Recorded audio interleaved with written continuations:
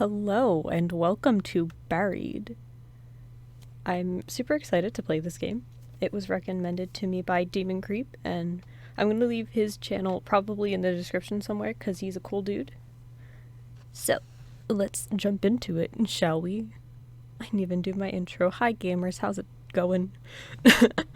Buried is an interactive story. The plot will change based on the choices you make. The story is broken into 5 chapters. Play straight through or at your own pace. There's no waiting and no pauses. Enjoy and choose wisely. I guess I'll have to bust through the entire game.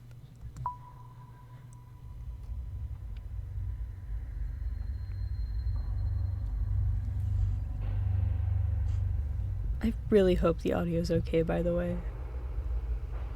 I open my eyes and the first thing I want to do is scream. I'm flat on my back and everything seems to hurt. The trees overhead look familiar. It's a clear night sky, almost beautiful. Except for the fact that this means I've been out in the cold for at least 6 hours. But there's something wrong. I don't remember what, but something happened and my head hurts. And ringing in my ears. Was there an accident? An explosion, I think. I remember Dennis screaming, but after that, I can't remember. As I sit up, I notice that my hard hat has been thrown off. I look around the area, but it's not here. It feels strange to go anywhere without my hard hat, but I've got to find the other members of the crew. They could be in danger. I'm gonna go look for our friends, because that feels like the, smarter option. Wait, can I just... Oh, that's lit. Okay. I decide my hat can wait until I figure out what's going on. I get up and take a look around the logging site. I smell something burning, and don't hear any engines running. Wait, something isn't right. Was it the bulldozer? Maybe the damn thing overheated for the last time. Maybe the engine finally blew. What a mess. Well, maybe I'm jumping to conclusions. Only one way to find out, I guess. I walk over to the center of the logging site and don't like what I see. Continue. Oh, this is so spicy. I love the images too. It's like, I'm already into it. The logging site looks like a bomb was detonated right in the center. I don't know where to start. The one load we had managed to stack on a truck for the day is overturned, and the trailer bent and the logs... You're learning how I actually try to read. This is terrible. The trailer bent and the logs hanging off the back. Where the hell is everyone? My head is killing me and this ringing in my ears. I can't hear anything. Not birds, not my footsteps, nothing. It makes me wonder if I hit my... Hello? It makes me wonder if I hit my head after my hard hat flew off. I run through a quick mental checklist to make sure my brain is still working. My name is Roger Hastings. I am 41 years old. The year is 2017. I don't sound like a 41-year-old man, but you know, imagination. I own a small logging cabin and we've been logging in this strip of Kentucky woodland for almost a month now. I'm not doing that the whole time. Okay, so my brain works. That's a relief, but it also makes me fearful, because something is certainly not right here.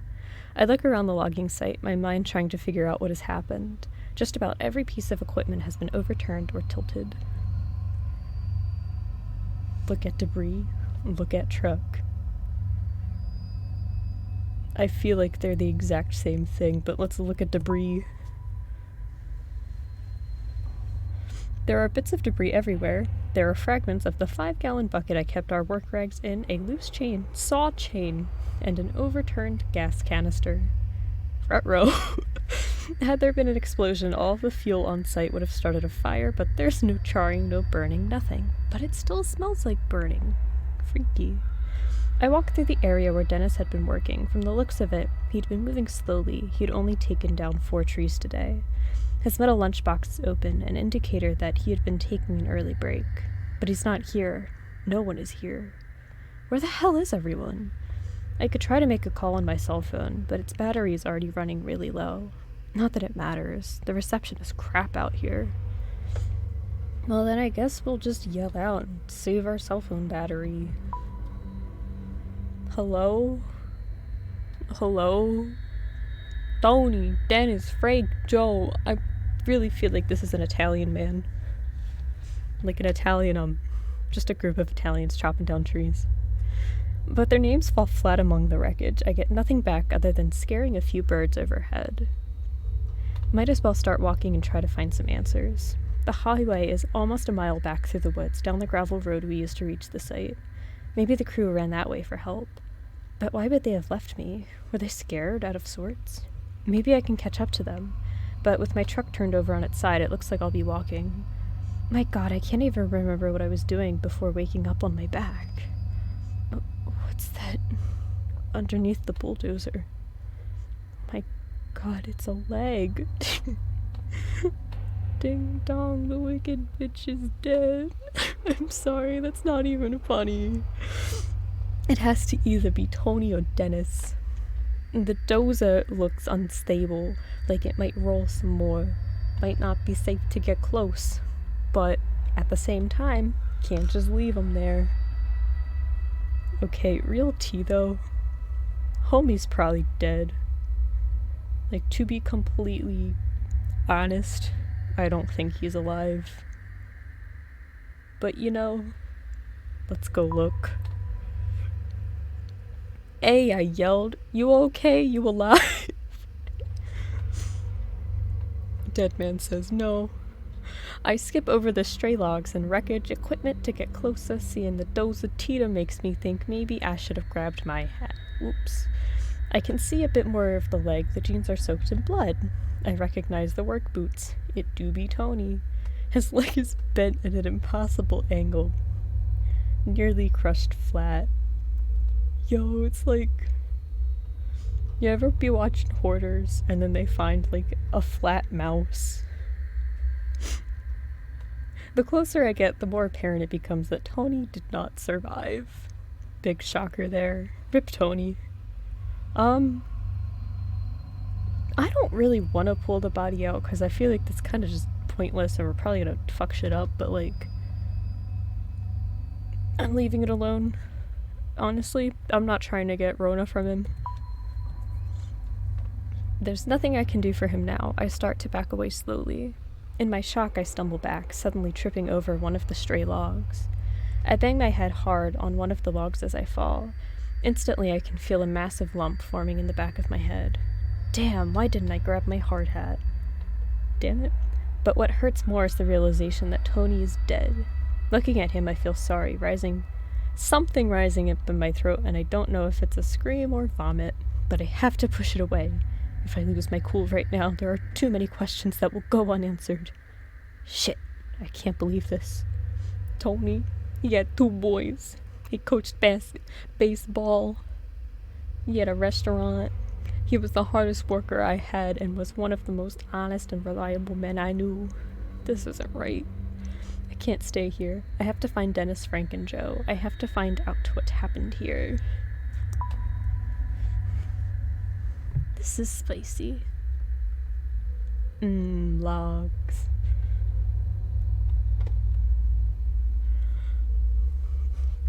As I walk through the stacks of logs from the last week or so of work, everything feels frozen. This high-pitched sound in my ears, it's terrible. It keeps happening every few seconds, and it sounds like it's coming from far away. I can't help but wonder, is it my ears or something else? The silence out here is creepy, and there's a smell, like the atmosphere after a bad summer storm. I might as well admit it. I'm a little scared. Everyone is missing, and it's dead quiet out here. There doesn't even seem to be a breeze to rustle the leaves and branches. My right knee is hurt like hell. My right knee hurts like hell. My head was hurting so bad before that I never even noticed the pain in my knee. I must have heard it during the what? Accident or... Wait, is that Dennis? I see him sitting on the ground, motionless, about 30 feet away. Let's walk up to him. You know, I hope he's not dead.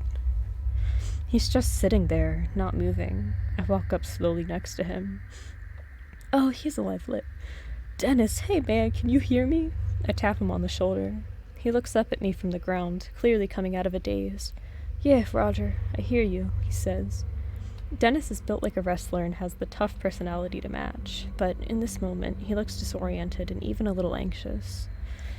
Though I'm glad to see him, the fear on his usually confident face is alarming. What the hell happened? What's going on? He asks. Don't know, the crew is missing, or an explosion, I think. I'm gonna go with don't know because I don't want to tell this man false information. You know? That's just rude. Missing, Dennis says. Where do you think they went? I'm not sure, I say, but it has me pretty freaked out. Something's not right here. Still sitting on the ground, he looks around the woods as if he just now was understanding the severity of the situation. The equipment was overturned. The dozers, too, I say, wiping my forehead. You okay? I asked him. Yeah, just shaken up. Me too. This might be the most intimate conversation Dennis and I have ever had. While he and I have always been on good terms, we were never particularly close. I've always respected him, though. Sure, he's come to work a few times looking like he'd been in a bar fight the night before, but I've also seen him do an enthusiastic impression of a dinosaur as he played with Tony's kids while they waited for their dad to finish up his shift. It's then that it hits me. Dennis and Tony were good friends. I'm not sure I want to rattle him with the news of Tony's death right now. Not before we know what's going on, but he has a right to know. Tony, is dead. Don't mention Tony. Can you hear my dog running around upstairs? I bet you can. We don't need to go being like, yo, your homie's dead. Like, it's just not the time. Like, he can find out later and it's chillin', you know? Like, if I was just, like, exploded, I wouldn't want the first news I hear to be, your homie's dead. Oh. You didn't tell Dennis about Tony's death. It's good to find someone else, I say. I don't think I need to bring up Tony quite yet. The two of them were close, almost like brothers. He'd take it hard. Yeah, he says. Hey, he adds nervously, looking at the ground. Did you see that light? No, I say. What did you see? I don't even know, Roger, he says. It was like this flare of white light. It came right up out of the ground like an explosion. So there was an explosion? I say. Maybe it was some equipment or... This was no equipment. Dennis interrupts, agitated. This huge ball of light came right out of the damn ground. Lit. Yo, we definitely dealing with like ghost aliens or gods. I can't wait to find out what it is. What did it look like or where did it go? Both pertinent questions, but you know, I don't actually know. I guess where did it go? It just shot up into the sky until it was out of sight. Definitely aliens. When? I'm not sure, he answers, but I had finished about 10 trees for the day and was about to top one. That's when it happened. You were almost done with 10 trees, I ask. Yeah, he said, looking at the ground. You know I wouldn't want to take a lunch break until I was done. And that's when the light blew up. Why? You don't believe me? I mean, does it really matter if he's lying? Like, who cares? Sure, I believe you. I don't really believe you, but I'll say I believe you. He said what he saw. Aneurysm. He saw what he saw, I think to myself. He has no reason to lie about this. My God, are you okay? Yeah, I'm fine, he says. But if I'm being honest, it scared me pretty bad. And if it's all the same to you, I'd like to get the hell out of here. We both stand up and start heading toward the road. It isn't until we start moving that I see Dennis is wounded. His right side is coated in blood, the red seeping through his blue work shirt. Damn, probably ruined a good shirt. There are splatters of it here and there, but also a very large red splotch that makes me worry. I don't think he would say, yeah, I'm in pain, because he's like a big macho dude. How'd you get that injury? I'm not sure, Dennis replied. I must have gotten thrown or hurt somehow from that light. It's then that I notice the strange ringing noise is still filling the air. Hey, I say, stopping. Do you hear that high-pitched ringing noise every once in a while? Dennis looks scared when I asked him this question, and he just nods. Looks scared. I thought it was just me, he says. He looks out of sorts and uncertain. I've never seen him like this before. It's obvious that he's looking for some reassurance. Even though I'm his boss, there's something very unnervous about this. I mean, do we also try to be a big macho alpha man? Or do we be the little girl that we really are? It's freaking me out, bro. I'm sure I sound scared, but I don't really care. I look to Dennis and see that my confusion and fear has seeped into him. And it is that disappointment in his expression as well. And is that disappointment in his expression... Yep. It's as if he expects me to be stronger, to assure him that we're fine and nothing out of the ordinary is happening. We both start moving forward and don't say another word. Did you try to call Frank? Dennis asks. I know we had a cell on him today. Not yet. Luckily I still have some battery left. I pull out my cell and call Frank, happy I didn't make that call to Dennis earlier. It rings, but he doesn't pick up. But then I hear his phone go off behind the stack of logs. Dennis and I give each other a look. As the phone goes to voicemail, I hang up, and we walk behind the logs to find Frank's phone on the ground, abandoned. We look around for Frank, but find nothing. Not a single trace. It's then that I notice something really odd. A 10-foot wide hole in the ground, right near where the phone was. But there's no stray pile of removed dirt or rocks. It's clean, smoothly dug, cutting into the earth, wide but only a few feet deep. It looks unnatural, like the ground was just deleted, no shovels or diggers used. Dennis walks over to it. This looks like the same kind of hole where I saw the light come from the ground, he muses to himself. I say nothing. My mind is spinning, but I don't know what to think. We need to get out of here, Dennis mutters. At that moment, that ringing noise carries through the forest again, sending a shiver down my spine. Dennis is right. There's something strange going on, and we might not be safe here. But that ringing sound could be a clue to where the rest of the crew went. I'm getting water. Uno momento, por favor. And I'm not cutting it out because I just... Hi, bud! We are now joined by Zane. Yeah, let's dip. I don't think we're actually going to be able to dip, but you know. With that, we turn and start walking to the west, in the direction that I'm pretty certain leads to the road.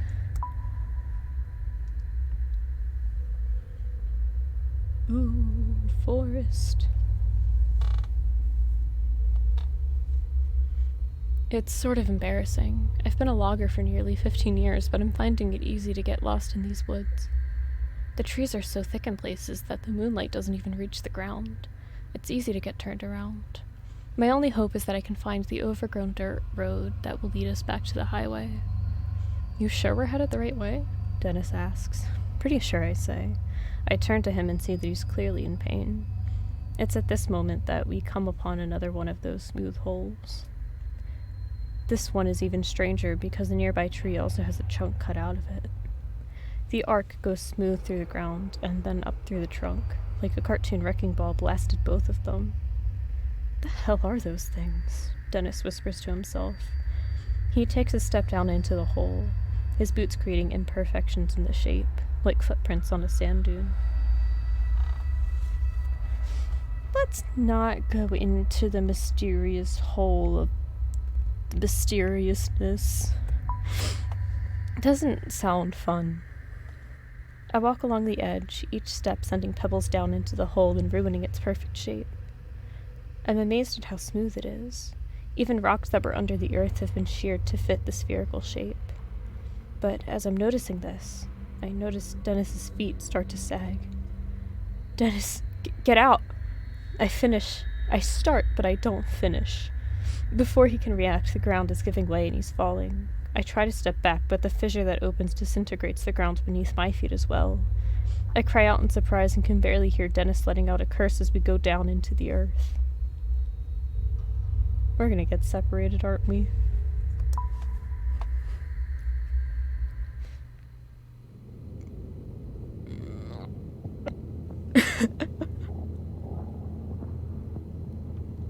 The fall isn't a long one, but when I hit something a few seconds later, it hurts like hell. The wind goes rushing out of me when I hit, and a sharp pain flies through me. What the hell? I say once my breath is back. Beside me, Dennis is slowly rolling over to get to his feet. I look up and see the hole in the ground where we fell through. It looks to be about 10 feet over our heads. It's completely dark, but there's a small flicker of light further into the cave ahead of us, and a solid wall of rock behind us. Looks like the only way out is further down the cave, or up through the way we fell in. Dennis might be able to boost me up there, but with his injury, I'm not sure how stable he is. He might drop me.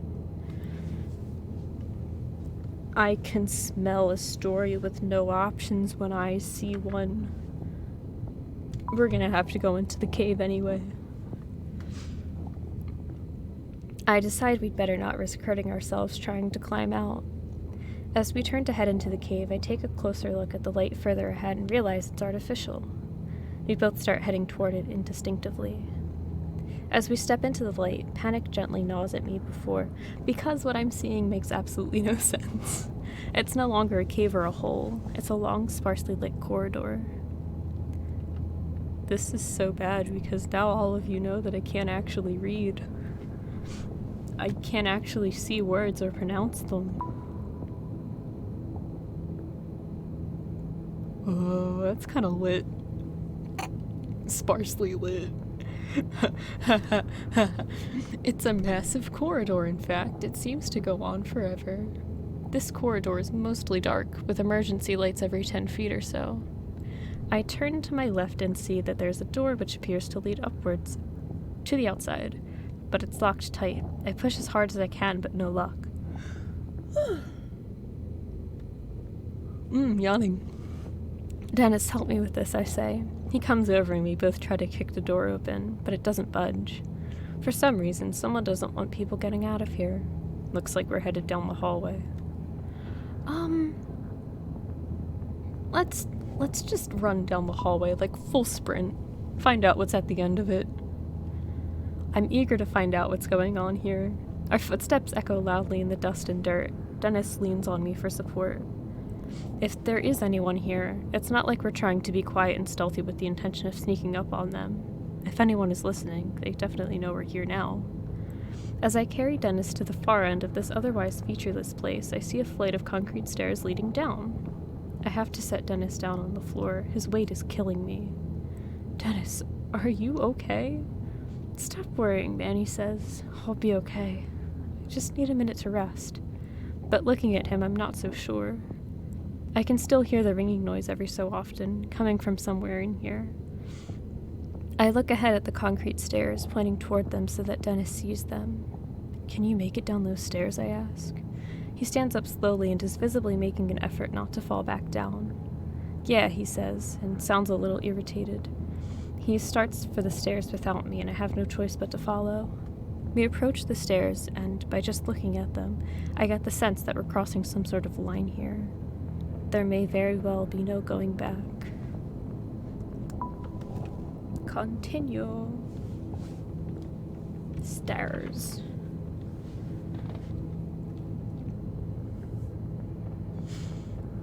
As I head down the stairs, I notice that they look aged. That damned ringing noise is somewhere below, louder than ever. I feel like I'm walking down into the cellar of a haunted house, the light becoming scarce as the stairs take a slight turn. I can feel the temperature drop. Dennis makes it a few steps down before he's leaning on the wall. He's breathing like he just finished a marathon. I am so sorry. Actually, I'm not sorry. I can't read. No one can read. Who am I kidding? I'll be nice. We can chill. Well, let's take a break, I say, putting my hand toward his shoulder to help steady him. Dennis lets out a sigh. Thanks, I don't feel too great, boss. As we both squat down on a stair, my mind seems to lock in on the unknown fate of the rest of my crew. Frank is married and I've met his wife a few times, a nice woman with a huge laugh. My heart sags a bit when I realize I might never again get to hear him belting out classic rock tunes during lunch break. Joe, well, I don't know too much about him. He's 22 years old and is considering community college. His folks are deadbeats, so he's been providing for himself since the age of 16 or so. Maybe I can still find them, and still get to hear Frank singing in his deep baritone voice after a few too many drinks. After a few moments, Dennis says, "All right, let's keep going." We both stand up, leaning on each other. I have to make Dennis stay behind me as I stick my foot out in search of the next step. I can't help feeling like a child as a very powerful fear seizes me. I'm expecting a monster to reach out of the darkness, slicing into my throat. After what feels like forever, we come to the bottom of the stairs. We're closer to that ringing noise now. A door sits securely on the wall and looks just as out of place down here as I feel. A sliver of light seeps through, illuminating the area. The door has what looks like a panel with lots of labels and lights.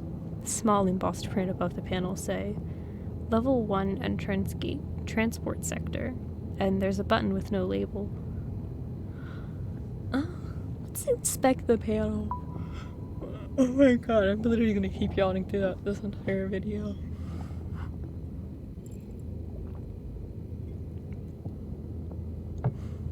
The panel looks like a diagnostic or alert system of some kind, each label meant to communicate some status. Lockdown engaged, experiment in progress, shutdown engaged.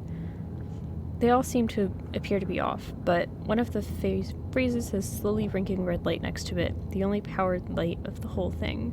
Abnormal entity breach. What the hell? I slowly push the door open when Dennis suddenly steps in front of me, taking lead. Let's go, he says. I want to find out what the hell this place is. As Dennis walks through, that ringing or beeping or whatever it is gets a little louder. The door closes behind us with a click. I can't help but notice the wobble in Dennis's step as he lets out a grunt. You sure you're healthy enough to keep going? It doesn't matter. I don't want to be in the woods right now. He seems scared, something I've never seen before. Angry, yes. Upset, yes, but Dennis is never scared. What did you see? What's so dangerous?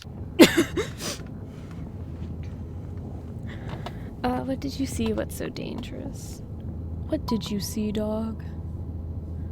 I don't know what it was, boss.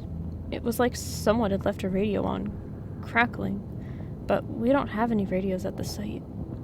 It was, I don't know. It felt like something in the forest was moving. Yo. Dog, we at the SCP Foundation and he found Siren Head. I gave him a doubtful look he cast his eyes on the ground, frustrated. I know how it sounds, he says, but I know what I felt. It was like walking into a funeral parlor, feeling death and gloom everywhere. I've been so preoccupied with my own fear that I nearly forgot about the ringing noise. It's become just background noise. We take a few steps more and I can now see where we are. It makes no sense. Yet another thing that simply seems out of place. The shapes and muted colors of the metal are easy to identify, but it doesn't belong here. And that concludes Chapter 1. Thank you all for joining me. I hope me being illiterate was not too annoying. I hope you're having fun here. I think this is becoming a very spicy story. I'm happy that I spent $3 on Steam for it, and I never buy video games. I just wait for people to buy them for me. But anyway, thank you so much for watching. Like, comment, subscribe if you feel so inclined. I would greatly appreciate it, but no pressure. and I will see you in the next one.